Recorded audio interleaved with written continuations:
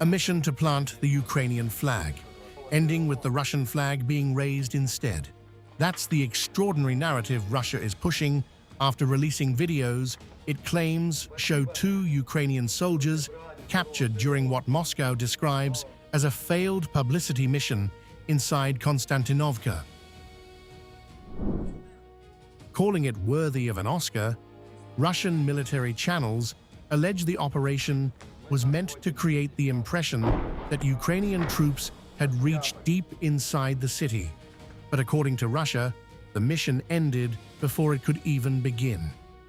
According to Russia's Ministry of Defense, the 2 servicemen belonged to Ukraine's Skala assault unit and were tasked with infiltrating Konstantinovka, carrying 2 symbolic Ukrainian flags, one featuring President Volodymyr Zelenskyy and another bearing the portrait of Ukraine's commander-in-chief.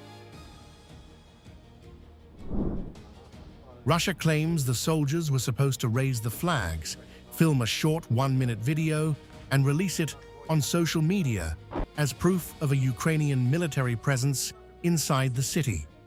However, Moscow says Russian troops intercepted and captured them before the video could be completed. The first video released by Russian sources appears to show the 2 soldiers inside a heavily damaged building holding the Ukrainian flags before cutting to drone footage of movements in the surrounding area. A second video then shows the same men in Russian custody.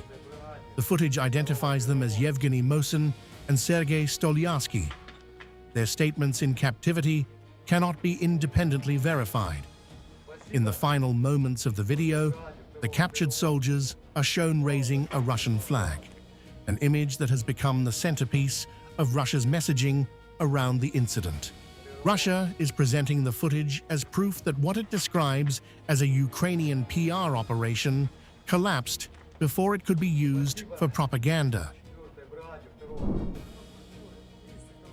Moscow argues the mission was intended to create the illusion that Ukrainian forces were operating freely inside Konstantinovka.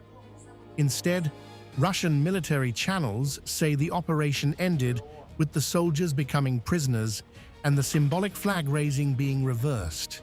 Ukraine has not publicly commented on the specific videos or the identities of the soldiers shown.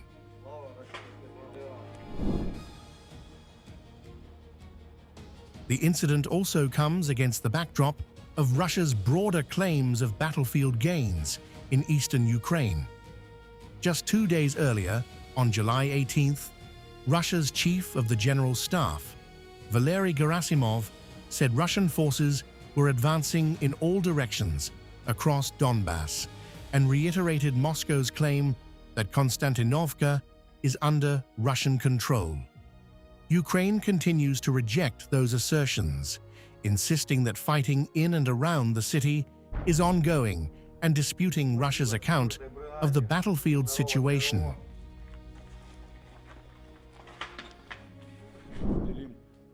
The enemy's organized defense in the city has been broken, and isolated pockets of resistance are being eliminated.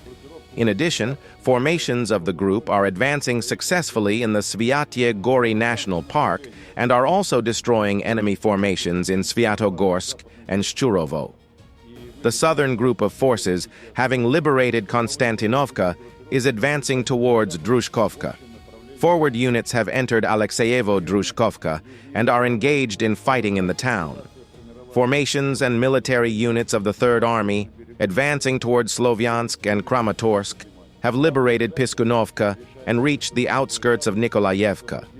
The Army's forward units are now less than 5 kilometers from the eastern outskirts of Kramatorsk. Fire strikes are being carried out against Ukrainian armed forces formations holding positions within the city.